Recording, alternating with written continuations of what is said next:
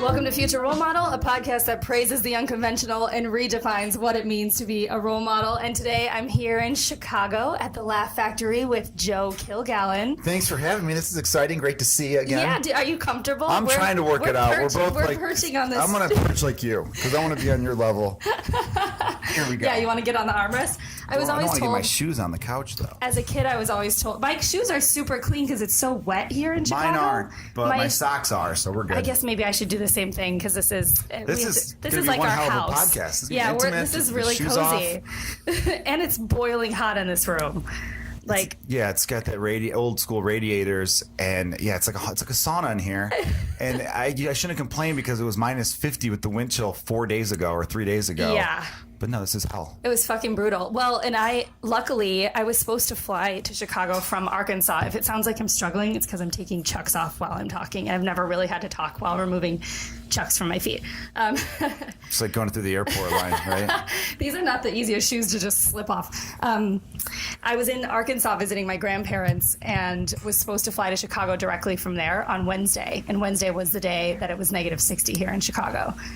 And so you flew out on that day, or no? I thankfully I ended up going back to LA for 36 hours, and then I came here on Friday. But because I live on the northwest side of the city, and I'm like right off the highway there, and planes go overhead all the time. Oh yeah. And the one when it was minus 50, I did have to go outside to like warm up my car, otherwise you'd be really screwing yourself over. Yeah. So when I went out to do that, I heard a plane going overhead, and it felt like this thing's gonna crash because the plane sounded like it was struggling. Was in pain. It sounded like it was. Like I don't want to be up here, and I'm like this. I was looking out, going, "This thing, I'm just going to see it just fall out of the sky." Dude, it was ungodly. I don't know how anything could even function in that. Like, weren't people dying? Yeah, they said there was like 7 or 8 people. I remember my phone app. I got the news app, and it said 8 people die as a result of polar vortex in Chicago. I remember thinking to myself, it's still going on. How do they know 8 people? How do we know it's cold related? Yeah. What if did someone look out the window and be like, that's too cold and have a heart attack? Does that count? What was it? Did they freeze in their car? Because every now and then you hear a story about a homeless person they were froze to death. Yeah. Which happens, and it's horrible. Sure. It's terrible. But I don't know where they get the death count from.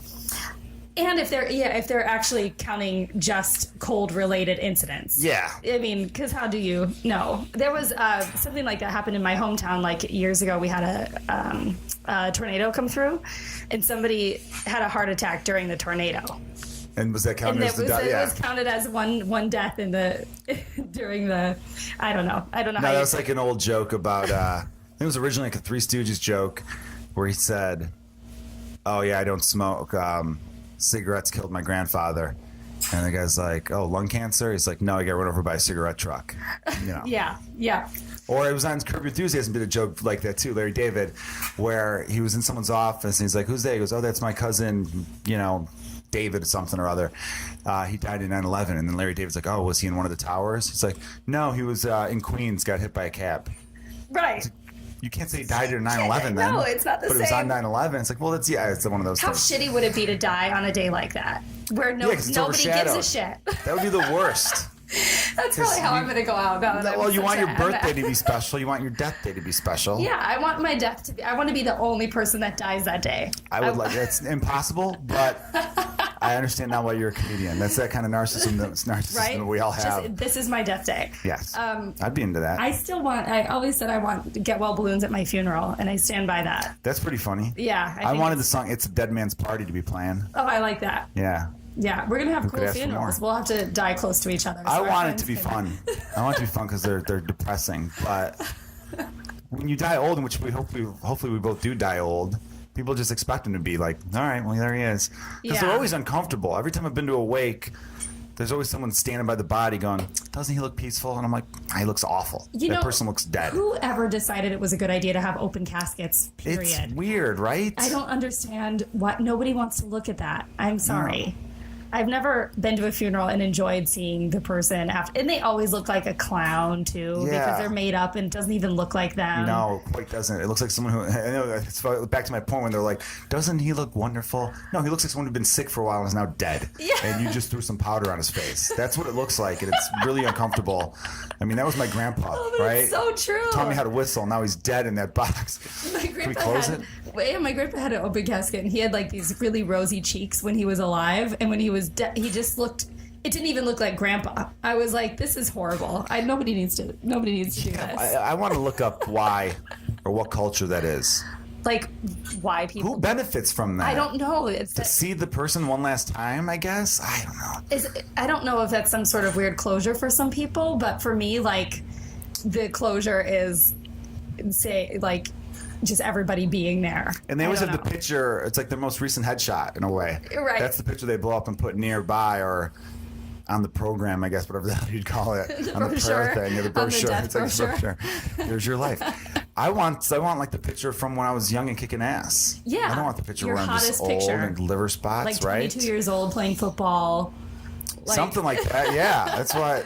I was talking about that with someone the other day, saying like I would like to keep a folder of like nude pics of myself right now. Oh, that way yeah. when I'm like 90, I could look back and be like, it's pretty good one time. I've got one Once started. upon a time, I was pretty good, right? I've got one started, and it's going pretty good. And it's the thing about cool that's gonna be when you're like 100, you could look back going, fuck yeah, I was a slam piece back in the day. I want to turn it into a flip book so I can see the slow progression of how my body changes over time. Year by year.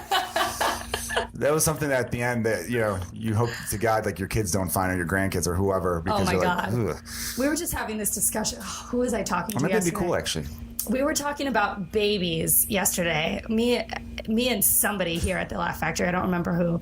And I was saying how much I really don't want to have kids. Like I just don't want to push a baby out of my vagina at all. Sure. And if I was a woman, I don't think I'd want that either. And one of my best friends, she showed me her vagina after giving birth.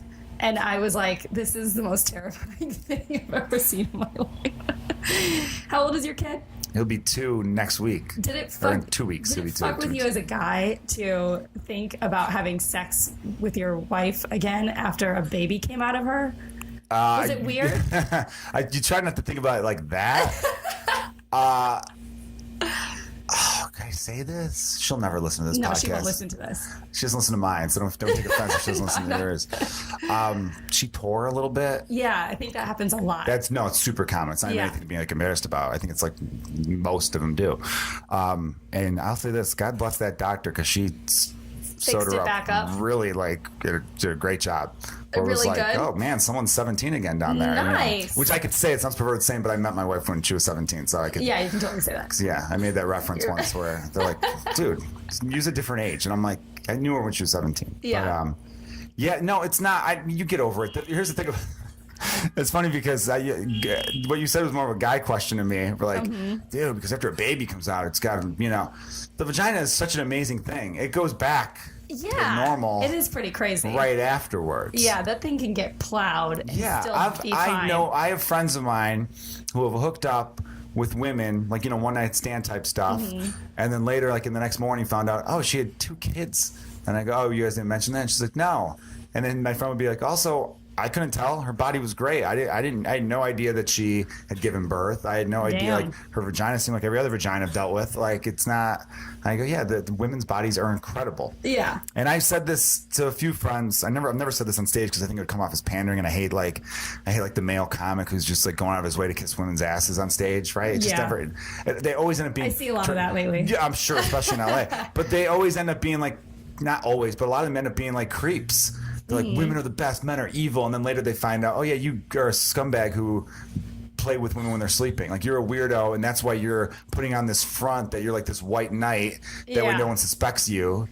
Yes. Right? It's always one of those dudes. I know like 3 off the top of my head that totally always... That fit that description, right? Yes. And they're totally... It's like, I fight for women's rights, but you would never leave one of your female friends alone with that guy. One of the guys recently was asking me to come, like, we were supposed to meet for beers, and it seemed really, like, cool. Sure. I meet people for beer all the time. Like, innocent enough? Whatever, I'm a fucking Midwesterner. And then he tried to get me to come over to his house and was being, like, super creepy, and it's just one of those things where you're like, why, dude? Yeah. You really have to...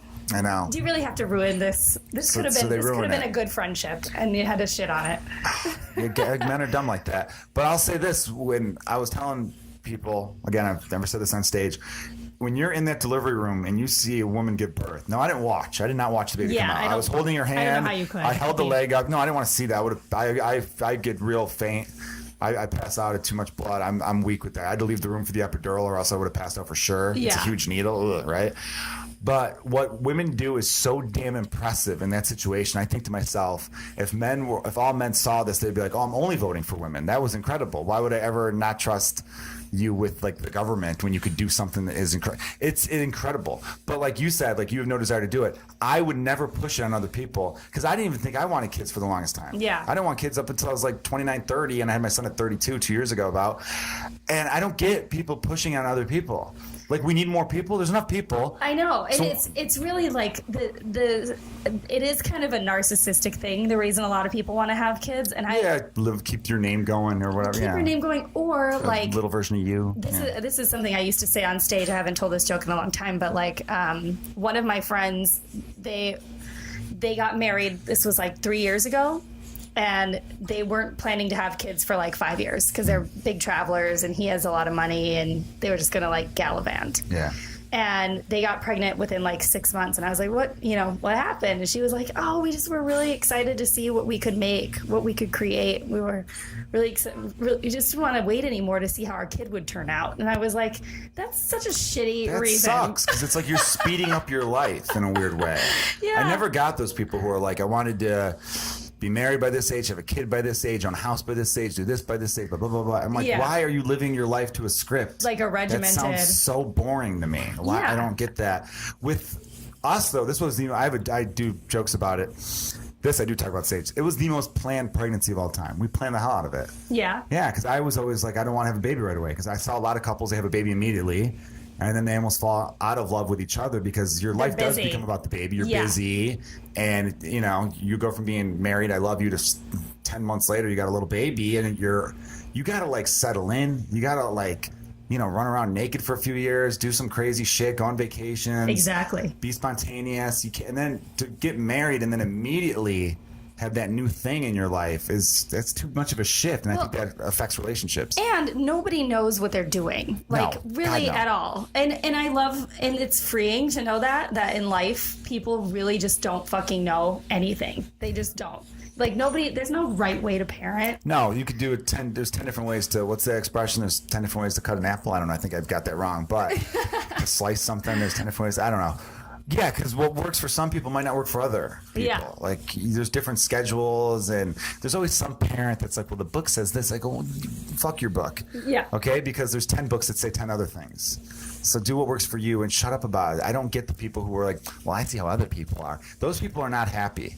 Right. I'm convinced the people who are always running around judging, their whole social media is judging this, judging that. Those are not happy people. I know. When you're happy, you're just not doing that. You don't care about it. You don't, yeah. And that's how I feel. Like, I was just visiting my grandparents last week, and my grandpa and I were talking about a lot of cool things. I like that video you posted. That was sweet. Oh, you and your grandpa? With my grandpa? Yeah. Adorable. Oh, man. We hadn't. This is what's interesting about old people, because I love my grandparents. I've always been close to all my grandparents. My grandma and I are extremely close. We talk all the time. But with him, we hadn't really had like an adult conversation. You know how you just kind of are around your grandparents and they're just there and they're fucking old and you just like hang out with them, but you don't really talk about things. Most of my grandparents died before I could get to an adult age.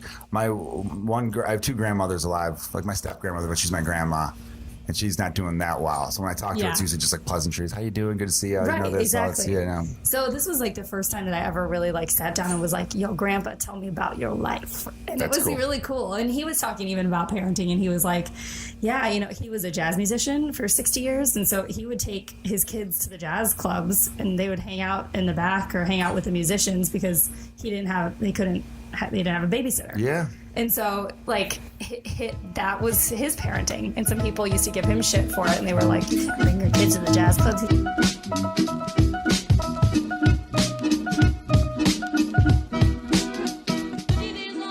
Are we back? We're back. Sorry about that. We had a little bit of a battery malfunction, but we are back. All good. Where did we leave off? By the way, I stopped caring about the couch. I had my shoes off initially. I put them back on. I'm over it. I know. Now we have beer. This couch isn't that nice anyway. It's a lot of convenience. Smoke pot on it. That's all it's for.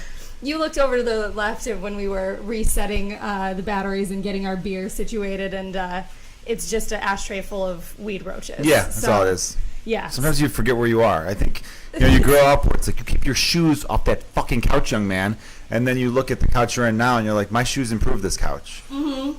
The mud from my shoes. The marks on it actually make it look more elegant than it does just as. How many comedy club green rooms we've been in where it's probably like, oh god, how much sex has been had on that bed or that couch? There are some really nice green rooms. Like Comedy on State has a really great green room. No, there are some great ones, sure. But then other ones you go into and you're like, you couldn't even pay me to sit on this furniture. Oh, this is a nice one, by the way. Yeah. We're here. I have to compliment it. Yeah, no, the Laugh Factory is great. No, it's great. It's home away from home. It feels like a... Yeah, I love this club, yeah. Chicago's got some great clubs right now. It's pretty good. How long have you been doing comedy now? Total? Oh, shit. 12 years. Fuck. I know. That's crazy. Is it 12 years? Almost 12, I think, around that. And how long have you been my first full year was like 07. It's just Is that longer? Is that your longest relationship? Continuously, yes. Yeah. Yeah, because even though my wife and I started dating in high school, we broke up in the middle there for a little bit. Right. So I don't count that like time, which most people are like, come on, you weren't right. did that part that long. So I was, No, but I think about that a while though. It was a good enough amount of time. But yeah. Comedy is my longest relationship too, and I'm like, it's such a weird thing. No wonder like when people are like, oh, you really love what you do, I'm like, yeah, I fucking better. I died for 5 years trying to make it. yeah, you have to love what you do, right? That's what I mean. Obviously, it's got its ups and downs. There's parts of that you can't control, and that's frustrating because you come from the whole idea. If you get the mentality where it's like, if I just work my ass off, everything will work out. But there are times where you just have to be patient too. Mm-hmm. You're doing everything right. Don't bang your head off the wall. Yeah. It's working out. You're getting up as often as you can. You're writing. You're putting out content. You're doing a podcast. You got a good attitude. You can do all that, and it can still take a while. Yeah. There are people like we know. Obviously, there's some phenoms out there. Like I saw on some headline today, it was like Pete Davidson, 25, dating Kate Beckinsale, 45. And I was like, Pete Davidson's 25. That's right. That dude's young as fuck. I forgot he was like 21 when he got SNL. Yeah, he's a fucking baby. Yeah, he started when he was like 17 or some shit. Different path. That's like an outlier, though. For every one of him, there are 5 guys you didn't know until they're 43. Well, and I've had this conversation with a lot of people before where I'm like, man, I could have started stand-up when I was 18 and I would have been like further ahead at a younger age. But did you want to do when you were 18? I didn't want to. What would I have talked about? Like everything kind of just happens at the right time. Yes, I would agree with that. Because, some young kids, I find it pretty phenomenal. Like, Matt Rife was performing last night. Like, he's got some really great shit to talk about, and he's young. Yeah. But like when I was 20, I was just drinking. Yeah, he's 20, right? He's like 23. I remember doing a couple shows with him at Parlor in LA. Never having more than like a hey, what's up? But seemed like a nice dude. Yeah. Nice guy. But I think if I had been in a position where I was like where I am now at 23, I would have been fucked. Exactly, right? I would have been doing so many drugs. No, I'm just kidding. I was just a dude. I started right before I turned, right when I was like 22. Oh. And I think that was the perfect time for me to start. Yeah. Because when I was like 18, 19, 20, 21 even, I was not mentally ready to pursue a career in the arts. Yeah. You know what I mean? I was still very much let's get drunk and watch the game type of guy. Which I'm still that person too. I'm still that person too, but like I think in order to get into this world, you have to kind of be willing to evolve. Yeah. Because I think we both know, because we're both those people. Like we're drinking beer right now, talking about going to watch the Super Bowl in a few minutes. Both like have that jeans and a t-shirt, fuck it mentality. Mm-hmm. Like in a good way though, not like fuck it in a bad way. But I think in order to get into something like stand-up, you have to be one of those people willing to like grow. Because we both know people that we grew up with in high school that the idea of changing is like, why the fuck would I change? Fucking awesome, man. I slam Millers on weekends, I'm in the local 107 union. It's great. What else do I got to do? And that's fine if that's what you want to do. Right. But I if know you want to just stay in like Ohio. But. Yeah, but I think the other people, the people that just couldn't do that, like, could you ever work a 9 to 5 in an office? Never. No, right? Have you ever done that? Did you ever try? I was a mortgage loan officer for like 2 months. Oh, you lasted that long. I'm surprised. Yeah, I wrote it out because it was a paycheck. When I lived here in Chicago, I tried to take an office job. It was like some sales job, and I still remember like the stuff this guy was talking about. It was just the douchiest kind of sales pitchy, like selling us on the job when we already were hired kind of thing. Oh, yeah. Like the guy that was talking just turned me off so much. And when we had a lunch break, I just left and never came back. I get that. I made it a half Good a for day. you. I think it's hilarious. I love the idea of being like, oh, fuck that, I'm not going back. This guy was so keeping my ridiculous. ID badge they gave me. Yeah. Well, my mom works in an office, and she has always hated it. She's always worked in offices, and at her office at Christmas time, they got this memo because they had decorated the office door, and whoever, like the office police, were like, your decorations need to be fire retardant. Can you imagine having such a boring life that you're like, that's your job, telling somebody to take down decorations. their decorations so they're Yeah, I just couldn't do that life. And again, people listening who do work in offices, not saying that we're better than you. No, it's just different. It's just, I couldn't do it. I know some of my best friends work in offices. They enjoy it, or some of them don't. But like, it's just, I just know I personally and you personally, we couldn't do that. Yeah. I worked in a warehouse. I bartended. I had jobs like that along the way of doing this. I love the fire. We got to fight. I know. Come on, this has been one hell of a day. No, it happens. Hey, man, it makes it real. No, I've recorded here and like ambulances have gone by and people are like, no, it's real. It's legit. Yeah. You got real ambience out there. You're out there in the world. Somebody out there is dying or on fire, and you guys got to hear it and you're listening to a podcast, so be grateful. All right? You could be in the back of that ambulance that just went by. You're listening to this in your car, all cozy. Yeah, for sure. So, I totally lost my train of thought. You know how the person's dead now because they made me lose my train of thought. Piece of shit. Eat better, and you wouldn't have gone by with the sirens ruining whatever flow I had. Tim, what was I talking about? We were just talking about. Not being able to work a 9 to 5 and all that. Yeah, so the comics said no, they want to do it at 17. Great. It was never a thought in my mind that young. Mm-hmm. And that's fine. And I tell people too, I'm like, whatever you want to do, not just comedy or it doesn't have to be in the, field of entertainment. Fucking go do it. Yeah. Like, I don't know. I just think not to be like some sort of motivational speaker because I'm far from that. Believe me. I still have friends that when I run into them, they'll come to a show and they're like, "Dude, man, I give you so much credit for going for it." I go, "Oh, thanks, man." And then they go, "I think about doing stuff." I go, "Then fucking just do it." Do it.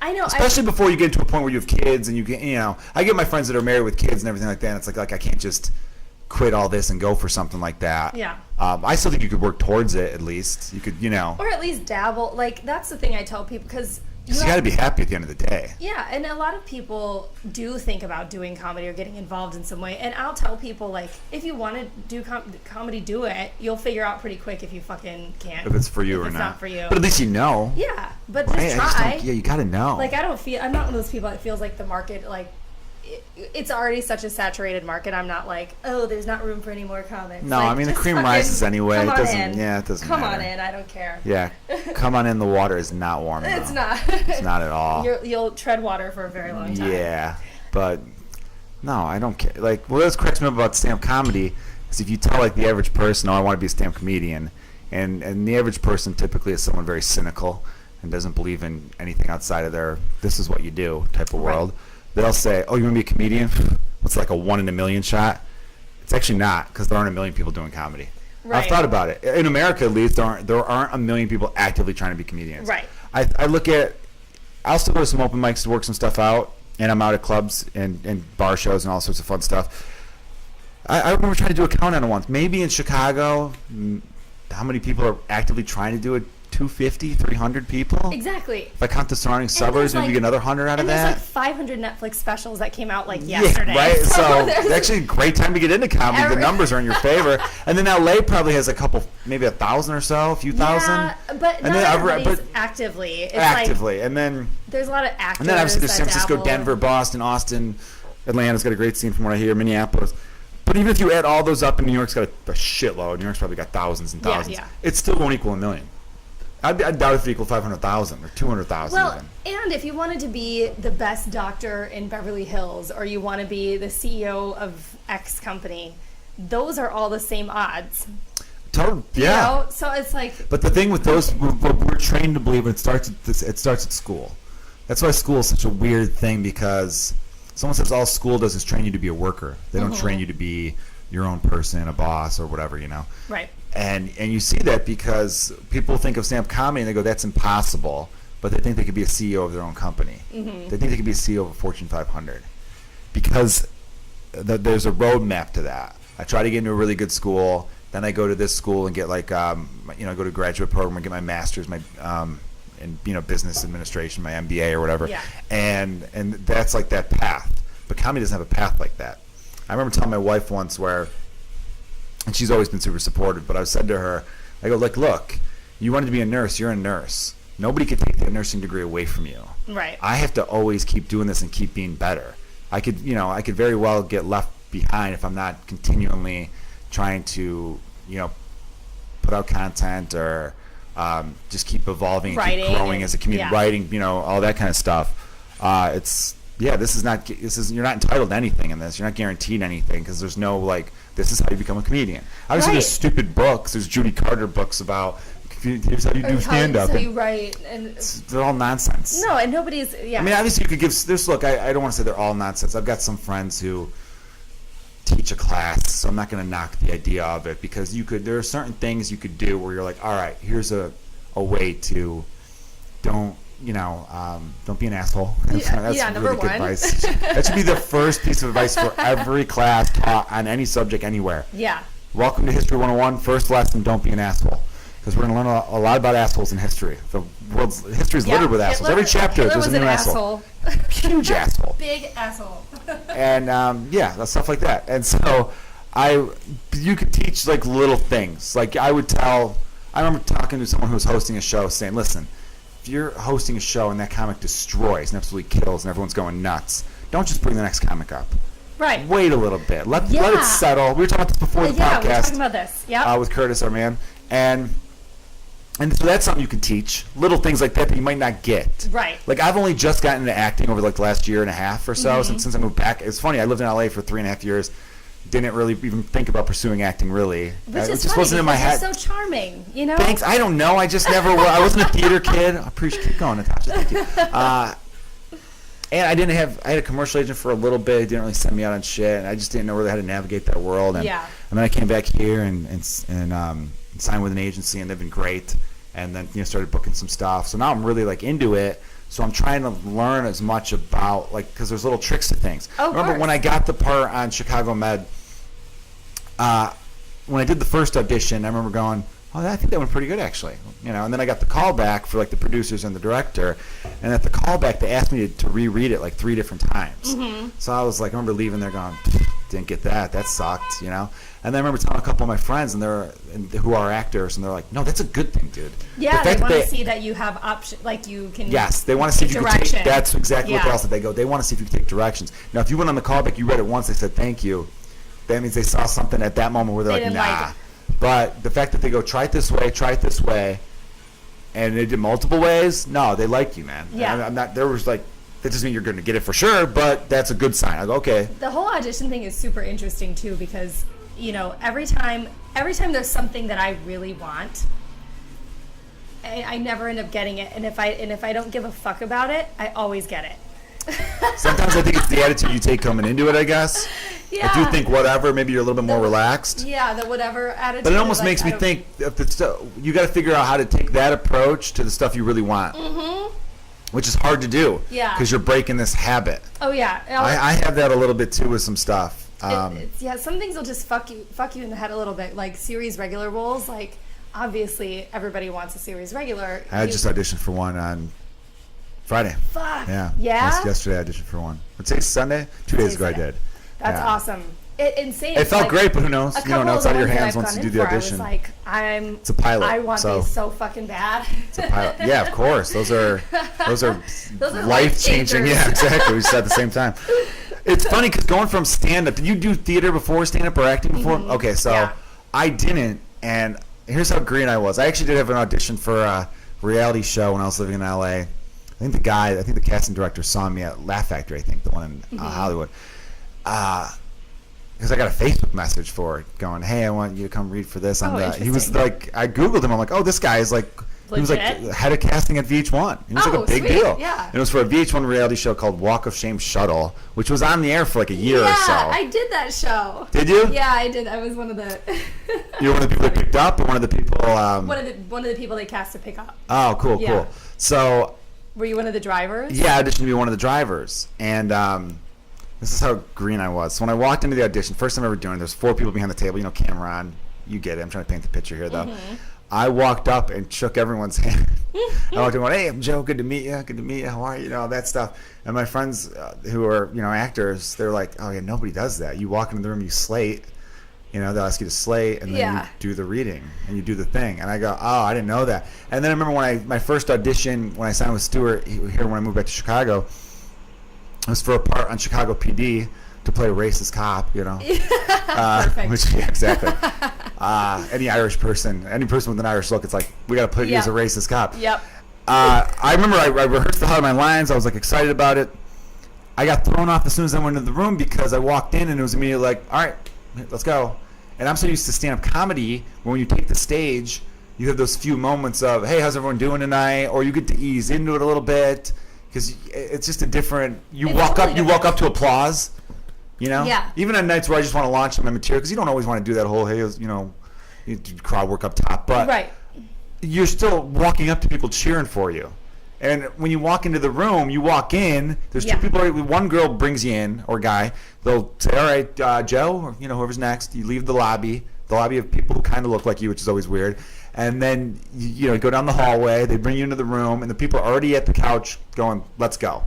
We got a lot of people to see. They're tired. They've been in there all fucking day watching, it's basically like the American Idol auditions, where like, some people are great and some people are terrible, and they're probably talking about it in between. They're eating lunch. And you're just trying to remember They're trying and to check stick out their however you Twitter. can. Like it's a whole fucking thing.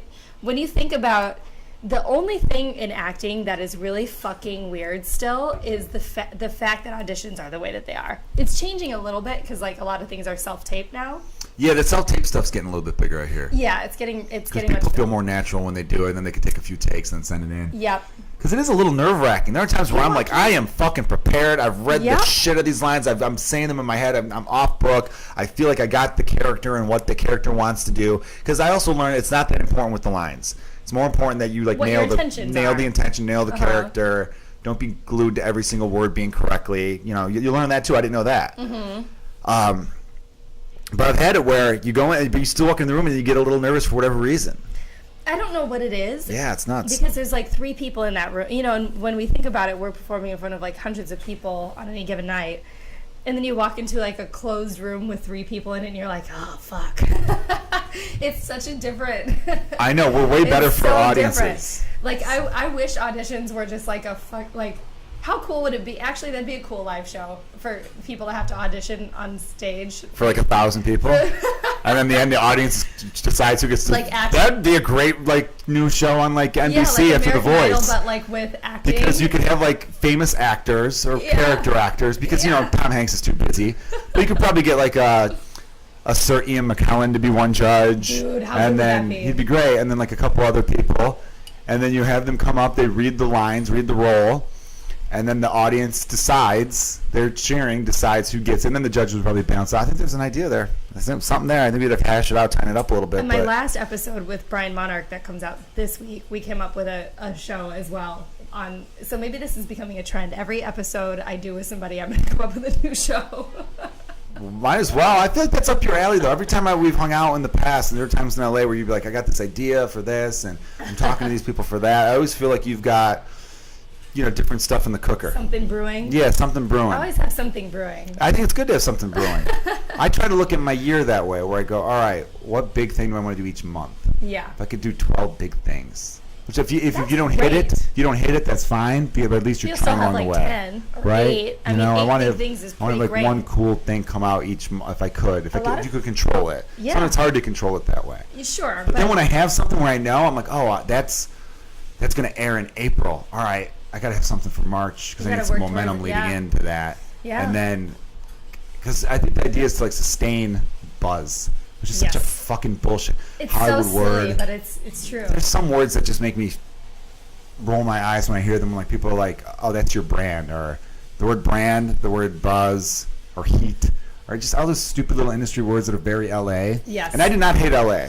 Like, I think I mentioned this. I lived in LA for like 3.5 years, loved LA. Could very well end up moving back there one day. Don't rule out anything, Mm-hmm. Almost went to New York. I almost went from LA to New York because I had a job offer or what job interview that was for Bleacher Report, and then they didn't even go through with. They're going to start like this new department where they're going to do like a comedy sports like late night writers room thing. Oh, and which would have been perfect for me being obsessed with 100%. sports like I am.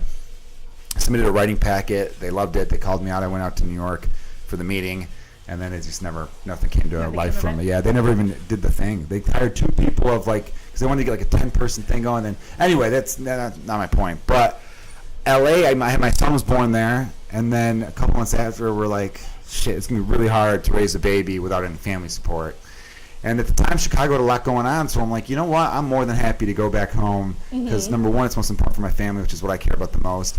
And number two, I thought it was good for my career too, to kind of be able to go back to doing stand-up a million times a week. Because even unless you're like super famous, you're not getting up 7-8 times a week in LA. Not in LA, no. Yeah, that's why I tour so much, because that's the only way to get the stage time that I need to keep writing stuff. Because we both have friends that have an impressive resume. They've done Conan. Some of them have a half-hour presents. Yeah. And they're still like, I need more stage time in LA. Yeah, like I just saw Megan the other day, and she same. She hadn't gotten up in a couple weeks because she was being engaged and shit. Yeah. No, so there's she's doing great. Yeah, but there are some. But even her before, I remember talking to her not that long ago, and her just being like, "Nah, there's just not that many good shows." And then there's So I think everybody has it in LA, unless you're Chris D'Elia, Joe Rogan, Theo Von, all these, all dudes I like. Unless you're like in that world, you're, Sarah Silverman. Obviously, I can name probably about 25 people in that world. People who are regulars at the Comedy Store, and some of the Laugh Factory and improv people too. But that's like a handful. But beneath that are people who are amazing, who have done a lot of stuff. And even if they haven't done a lot of stuff, they're still amazing. And they're like, I got to get more stage time. And I think LA is great in a lot of ways. I love the vibe to LA. I love there's a cool, I don't know, there's an excitement to LA, right? Yeah. There's always something going on. There's always something going on. But there is also this people, if you're not careful, could get caught up in just stupid shit. And there's a phoniness that goes along with it, which that makes sense. It's a world full of people who are pretending for a living. To navigate it, and thankfully, when I came to LA, I came from Chicago, and so I had. You see that too? I saw that your phone screen went out and then went back on. When I moved from Chicago, I had a base of all these great Chicago people that kind of helped me out. Because Chicago's kind of got this brotherhood mentality, so everybody really helps. So I came from the second city, so that's got its own frat kind of sensibility. So I just kind of hit people up, and they all directed me to the right things and connected me to the right people. And so I kept growing my LA crew as a Chicago turned LA crew. Yeah. And it really helped because I ended up not having to deal with as many douchebags. Yeah, I tell people, because a lot of people are like, I don't like LA, it's all this, it's that, I go, you just got to carve out your own little crew.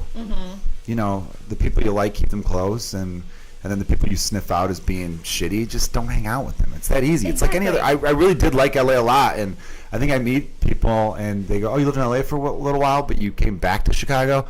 Oh, did you hate LA? I'm like, they assume I hated LA. And no, I did not. Well, and Chicago's doing a lot of big shit. Even when I left Chicago, the only reason I did it when I did was because I was like, I'm going to have to start over in LA anyway. I might as well just do it now. No, that makes sense. Yeah. If I didn't have family ties, I'd still be living there. Yeah. Or have family reasons to come back. But this is one of my favorite cities to come back. I love spending time here, and the comedy scene here is amazing, and everybody's really cool. And yeah. No, well, let me say this. If I had grown up in a small town, I would have tried to I wouldn't have come back home. Right. I would have been, I would have said, oh, we'll figure it out.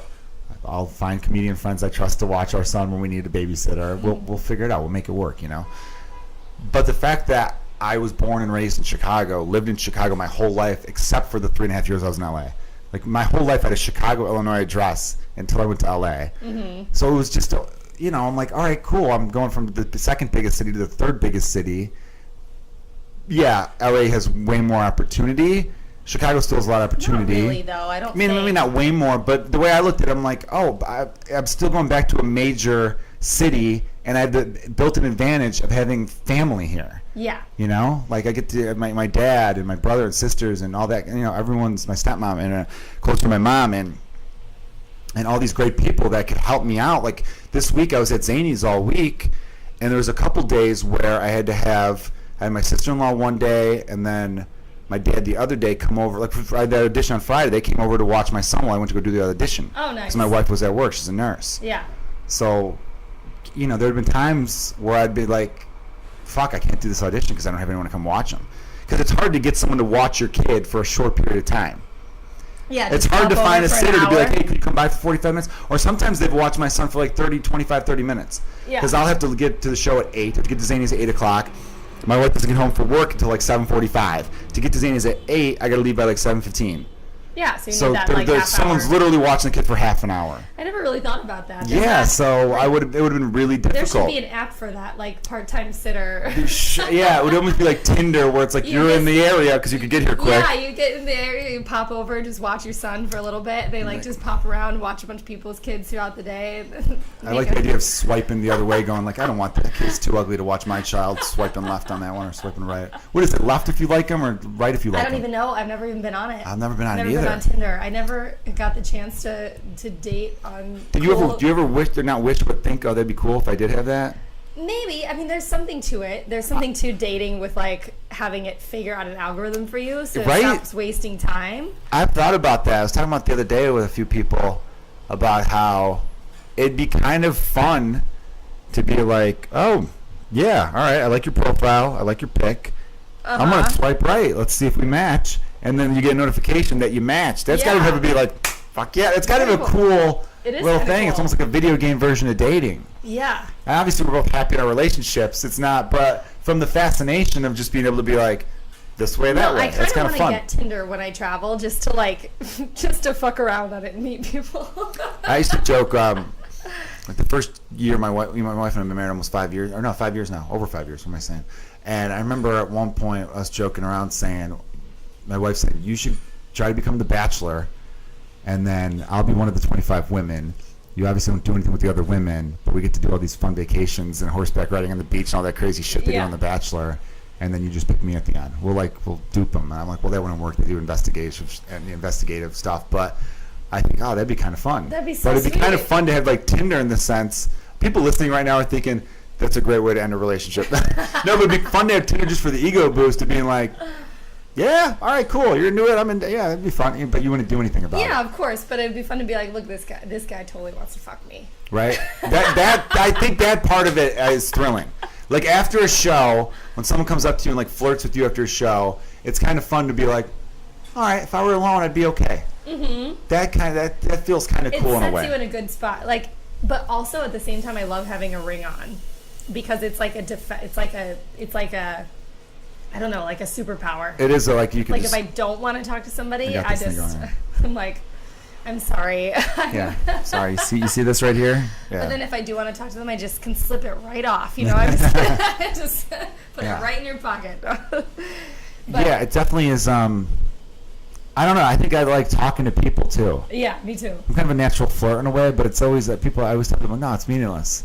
It's kind of fun to be like, hey, what's up? How are you? And just kind of figuring someone out. I don't know. What was it like when you were growing up? Like how were you right in the city in Chicago? Yeah. I've always been in the city limits. I was never like downtown. Right. But I grew up of Irving and Milwaukee. Oh, okay. So right in the city. Mm-hmm. And right there. Yeah. I grew up taking the blue line. You used to play my fiance. Your like team. I'm sorry. I've called him your boyfriend like 10 times today. Congratulations, by the way. I knew you were engaged. It's been we've been engaged for a long time. We've been together for so long. It doesn't even matter what our title is anymore. And me and him have talked about stuff because he grew up just outside this Crystal Lake, like about 45 minutes north, hour north. Yeah. But he played. He went to North Park University, which is in the city. Yep. And he played baseball with a couple people I knew. Yeah. So that's how I know him. And I have cousins out in Crystal Lake too. So I think we probably talked about that. Yeah, you definitely have. But I find it really cool. Like I grew up in Wisconsin, so my upbringing wasn't like cool city life. It was like farms and shit. So I always am fascinated to find out what it was like for somebody that grew up in a city. Like, did you feel like you? It's the same. I've talked to this with people.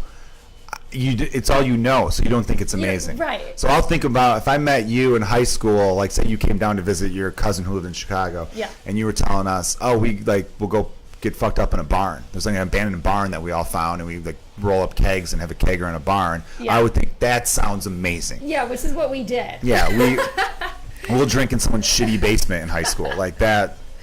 Did you party a lot in the city growing up? In high school, yes. Yeah. Yeah, I went to a Chicago public grade school, to a CPS, which are notoriously not good. And because like the high school in, each neighborhood is like their own high school. My neighborhood high school is awful. It's still awful. It's rated like they have 1 to 10 ratings. It's a 1. Mm-hmm. It's a brutal high school. So that's pretty bad. I could have taken the test to get into Lane Tech, which of is a pretty good high school. It's kind of famous for being a good school. But I think I missed like the cutoff or something. I don't know. I messed up. I was a moron. And I was a little bit of I got in some trouble in grade school. Not like anything serious, but like a fight or two, and I was a wise ass. So right. You're Irish, so it totally makes sense. Yeah, I'd get sent to the principal for talking in class and being like a little bit of a troublemaker. But always in a good way. I was never, too much of a jerk. I wasn't like a delinquent or anything. Mm-hmm. And so then they were like, all right, you're going to a Catholic high school. Because my dad went to a Catholic high school, so it's like you're gonna go to this. I could pick one of the ones near the round. There was like 1 or 2 ones I could pick, and St. Pat's was the one I picked. We're on Belmont right now. It's like 5900 west, so it'd be like 7 miles west of here. Mm-hmm. And I picked that one, and it was an all guys Catholic high school, so huge, like cultural, different than being a public school kid, crazy, right? But it's called St. Patrick High School. Everybody drank. Yeah, but we felt like it was our obligation. Our school mascot was a shamrock. We were the St. Patrick's Shamrocks. We got St. Patrick's Day off. That was like a day off for us because it was our patron saint. But what everyone did was they got fucked up. They just went around and got drunk. Yeah, we would go down. We'd get on the blue line, drinking on the blue line at like 7 in the morning, underage, to go down to the parade and just cause mayhem. It was bad. I remember. I didn't see it because I was like a block or 2 away, but there was a fight because I was a sophomore, and the seniors that I knew of at my school, the one guy got thrown through a plate glass window on Wabash. Holy shit! Yeah, it's like a jeweler window. Like, it was just And it was just a Tuesday. It was a fucking Animal House. Yeah, it was just crazy. It was it was like on a Saturday for the St. Patrick's Day parade. No, but I would like to act like we were that cool. We were getting fucking on Tuesday. But no, I got caught drinking a bunch in high school. Mm-hmm. Got caught drinking on Good Friday. Oh. So we had Good Friday off, but I think my stepmom and dad had to work. So my friends came over to my house and we're in the basement. My stepmom ended up getting out early, taking a half day. Mm-hmm. And it always made me laugh because we heard my coffee table in the basement was just covered in beer. We were playing like Nintendo 64, just being loud, talking shit. And my one friend's like, I think I just heard a door open upstairs. And I'm like, no, we got ours, all this kind of stuff. Then the door did open, and I hear my stepmom's voice be like, Joey? Call me Joey. Uh-huh. And then I'm just like, shit. And my one friend had the beer in his hand and hid it under his shirt. And my other buddy goes, really? Because the whole coffee table was empty beer cans. Yeah. He took the one and hid it like that. Like, we're good. We're good, guys. I hid the one beer. And then she came down and saw. It was just like unbelievable. Everyone go home, get out of here. And then I think I was like grounded for like a little bit. But then I remember her being like, on Good Friday, like, yeah, we're drinking for Jesus. Yeah. Jesus died, and we're sad, and we have to have some alcohol to cope with it. Jesus was known for wine and food, right? Yeah, JC loved the party. That was it. That's all he did. Was water and wine. And we're turning a half day off into drunken debauchery. I think maybe I was a junior or a senior. Yeah, so I just kind of grew up with the culture of throwing back beers. Yeah, me too. It always sounds broy when I say it that way, though. You ever have some stuff that you go back to the way you were when you were 17? I catch myself every now and then when I get into a story about high school where I catch myself saying words I haven't used since high school. Yeah. I'm like, wait, what the fuck did I just say? What is this? Is Blink-182 the number one band in America again? What am I talking about right now? Is it 2003? It never leaves you. It just doesn't. It never leaves you. And I feel like, because I partied a lot too, and I got arrested a bunch. And when I tell people that sometimes, like especially in LA, I don't know why, but a lot of people are really kind of dumbfounded by it. That you got arrested a bunch? Yeah, they're like, you? I can see it. You? And I'm like, yeah, me. I fucked up a lot. I can see it. Yeah. No, I definitely can see it. You got underage drinking tickets? Did I get one? No, I dodged them. You dodged I was good them? about it. Ooh, I had friends who got them. I dodged them. I got tickets for being out after curfew. Because like in the city, you have to be, if you're under 17, you can't be outside after 10:30. Oh, I didn't know that Yeah, was it's a thing. Chicago ordinance during the week, 11:30 on weekends. Wow. So I got that a couple times, which was like whatever. I didn't know that was a thing at all. Yeah, it's a thing. There used to be. I remember watching like the news or WGN or whatever local station when I was a kid, and it's like, it's 10:30. Do you know where your children are? And they actually did that on The Simpsons once. On The Simpsons once, Homer was like, I told you, I don't. Like, yeah, that was like an old thing. That's what they meant because it's like that's curfew. Yeah, I think most cities probably have a curfew for people under the age of 17. Suppose we just didn't have. Yeah, because imagine if you're a cop driving around at 1 a.m. and you're like, is that a fucking 9-year-old wandering around? What is going on? And someone needs to be in trouble for that. Well, and that's when we always got caught doing something was because we were out and it was late, and obviously it's very conspicuous when like a van full of children is parked somewhere. And so as far as growing up in the city, because I do get asked that a lot, they go, oh, you grew up in Chicago, you're so lucky and all this. I'm just like, well, it's all I knew, so I don't know what to compare it to. Right. People go, oh, there's more to do in the city.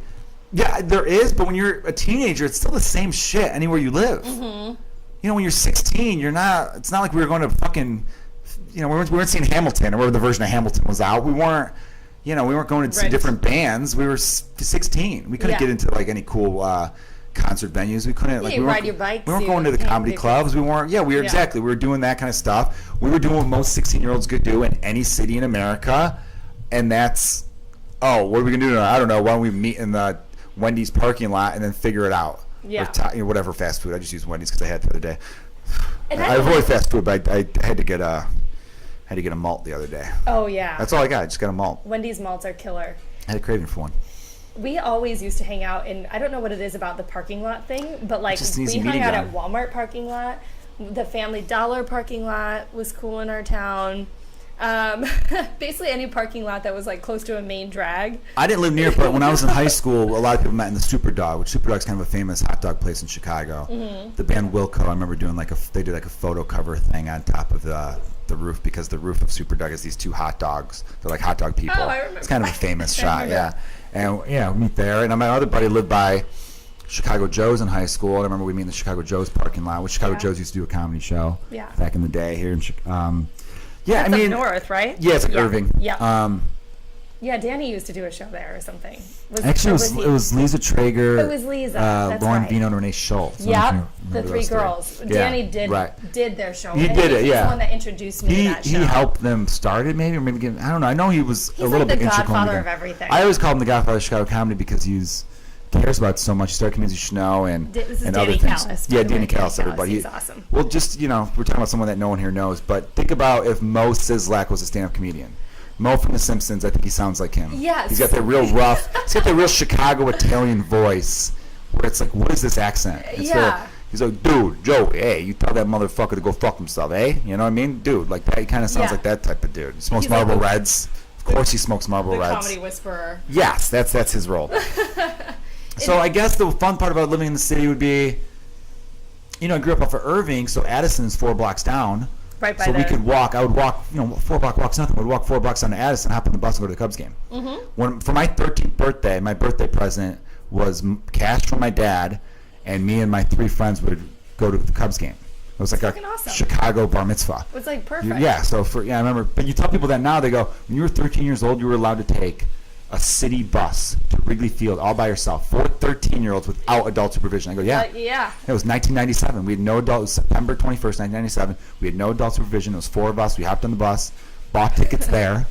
We didn't have tickets in advance. Yeah. And watched the game and had a great time. Oh, when in 1998, I was a student ambassador for I don't fucking even know. Model UN or whatever bullshit they had? In Europe. And there was 30, Oh, yeah? 30 of us kids got let loose in Europe with no chaperones.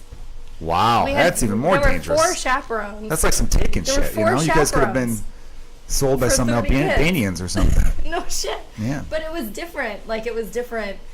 I know that our parents say that about their time, but, like, you know, nobody really cared. It was just like, well, our kids will figure it out. And, like, we just did. Yeah. And we were fine. Yeah, I don't know. I think again, with the whole people being afraid to let their kids do anything nowadays, I think that is just so media driven. Mm-hmm. I don't get too deep into conspiracy theory stuff, and this is my own conspiracy theory. I've done no research on it, just an assumption. And I think there's some. It would make sense though. I think it's social media has grown so much over the last decade, right? Facebook started in like 2005. You couple that with 24-hour news networks, which I think the first one launched, like CNN launched in like the mid-90s, then Fox News was like 98, then MSNBC, and now I think there's like 3 or 4 now. There's 24-hour news networks of just competing, and I realized, in the news, I read this too, the news nowadays, even local news, they cover violent crime 50% more than they did 25 years ago. Right. But violent crime is actually down 50% from 25 years ago. So there's way less violent crime today in America, but it's reported more. And my theory is that the media networks, they want people to stay inside. Because if you're staying inside, you're watching TV. Right. You're ordering from Amazon. They want people to become homebodies. I think that's their economic push. Money. That's their money. If I had a TV show, or if I had a TV network, I don't want people going out and living their lives having a good time. I want them staying inside watching my TV network. Yeah. Well, I wouldn't, because I'm not a fucking sociopath that people run this shit. But that's my theory, because everyone you talk to is like, no, you can't let kids. You would let your child. They always give you that like stupid head tilt. You would let your kid just go outside and do all this kind of stuff. I go, yeah, why wouldn't I?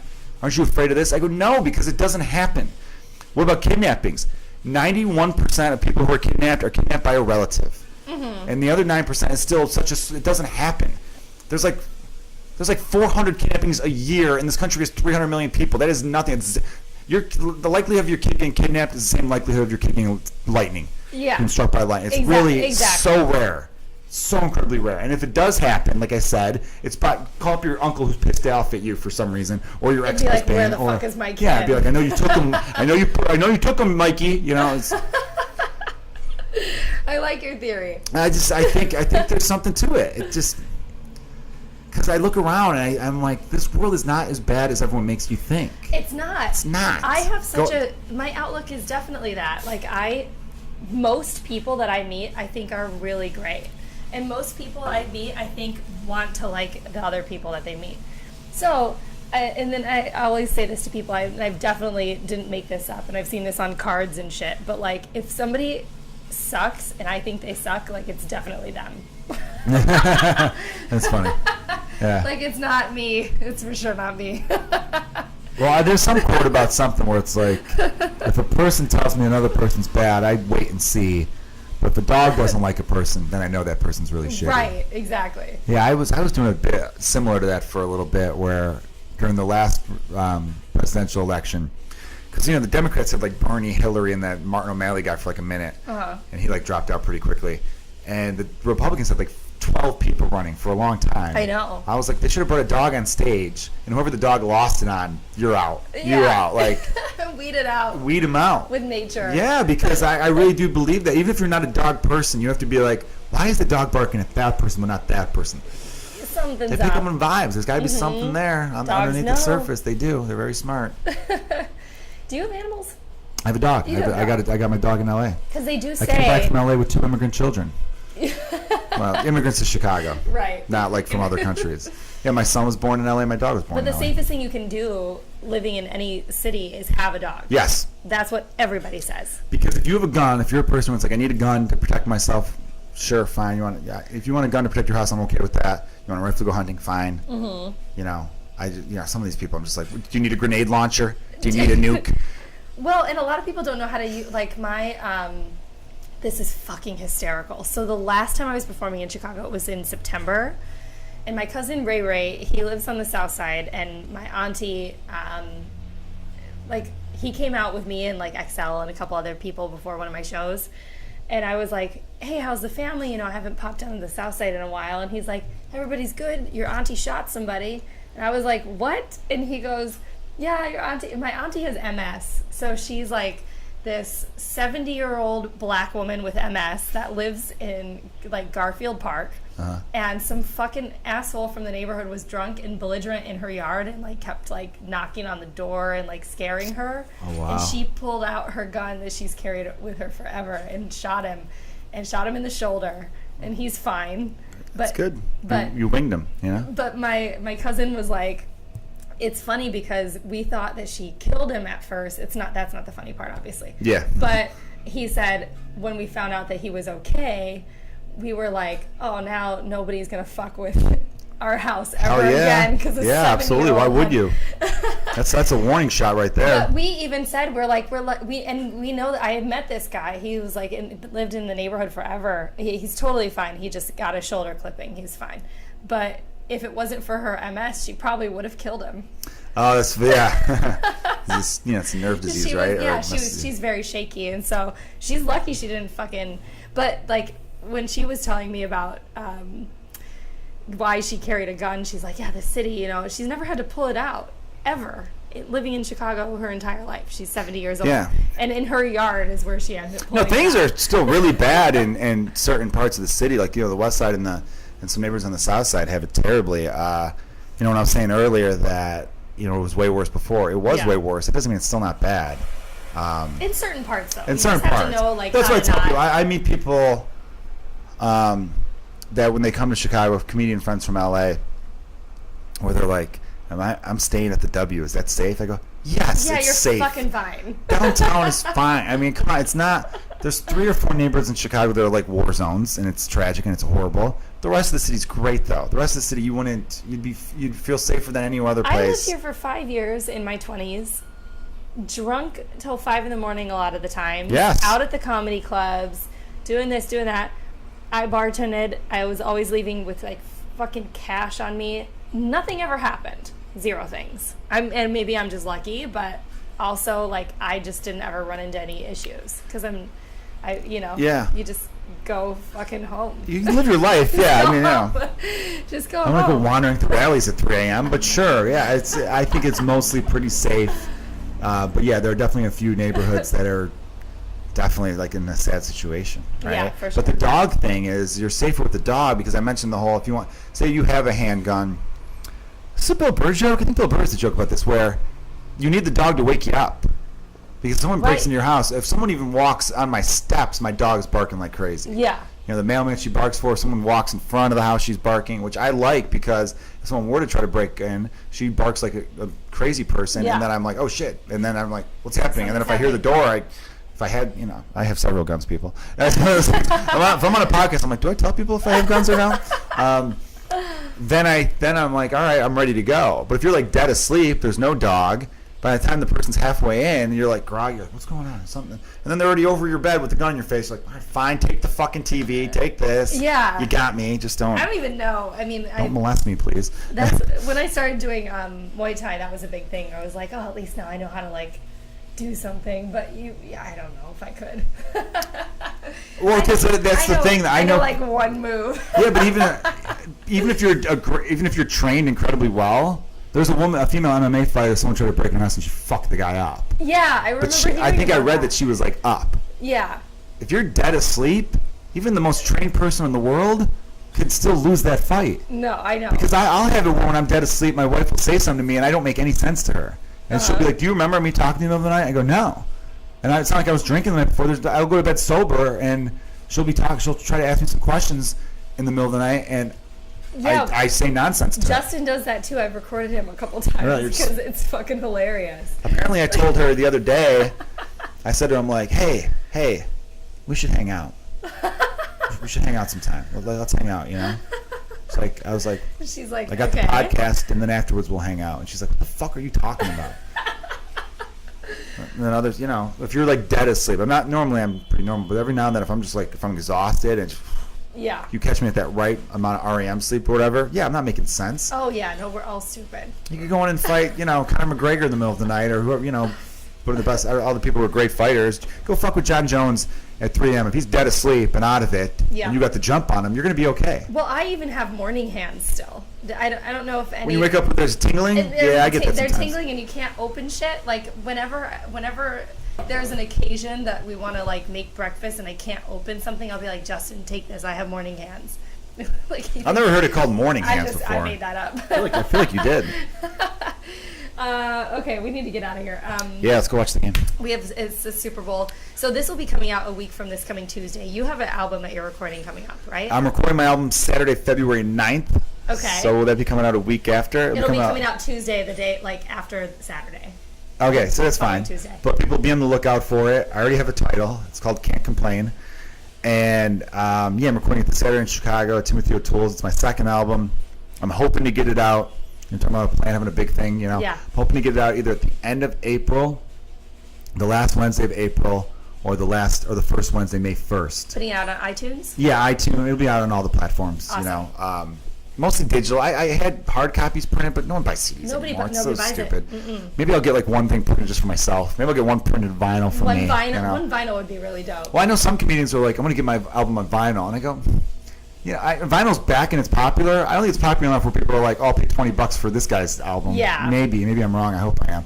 But I think I'll have it on all the platforms, and I want it out by then because my wife is due with our second child May 12th. Oh, I didn't realize she was pregnant again. again. She's pregnant again. Baby number 2 is due May 12th. Are you done after 2, you think? If it's a girl, I'd like to be boy, girl. I think that's a good mix. Mm-hmm. We're surprised, so we don't know if it's going to be a boy or girl. We were surprised with the first one, so... I love it. I love being a parent. I love being a dad. I think it's a lot of fun. Yeah. I like the challenge of balancing comedy in this world with that world. Because so many people are like, oh, it's too hard. It's impossible. I got friends who are like, they either get divorced or they quit comedy. And they go, I'm going to prove that shit wrong. Yeah. It doesn't have to be that way. Yeah. What is your social media? Go ahead and tag everything. I'm at Joe Kilgallon. Kilgallon is spelled Kilgallon. It's spelled exactly how it's pronounced, Kilgallon. The word kill and the gallon, except for one L up front. And that's my handle on everything, Twitter, Instagram. Perfect. And I got a Facebook page you could like. My website's joekilgallon.com. I got a podcast called Kilgallon's Pub, where basically it's this. Yeah. What we just did. We drink and talk shit. Yeah. I want to start doing that with old people really bad. I want to have Beers with Old People podcast. That's pretty good. And you can find me at NPH Comedy. You should call it Beers with Old People. I know I do. I want to call it Beers with Old People. Yeah, I like names that tell people exactly what it is. What it is, yeah. Beers with Old People. You have to explain what that is. I pitched it to a couple different networks, and I was like, and they were like, well, what's the thing? And I was like, fucking hanging out with old people and getting their stories. And they were like, oh, nobody's going to watch that. And I was like, I think they're wrong. Boo. I'm going to do it myself then. Yeah, you should. I think they're wrong. Do it yourself. I'm at NPH Comedy. Podcast is at Future Role Model on Instagram or at Role Model Pod on Twitter. And you can follow my network, Comedy Pop-Up, and CPU Podcasts. Also, follow the Laugh Factory Chicago. Thank you, Laugh Factory Chicago, for letting me guest tape here. And thank you, Joe Kilgallon.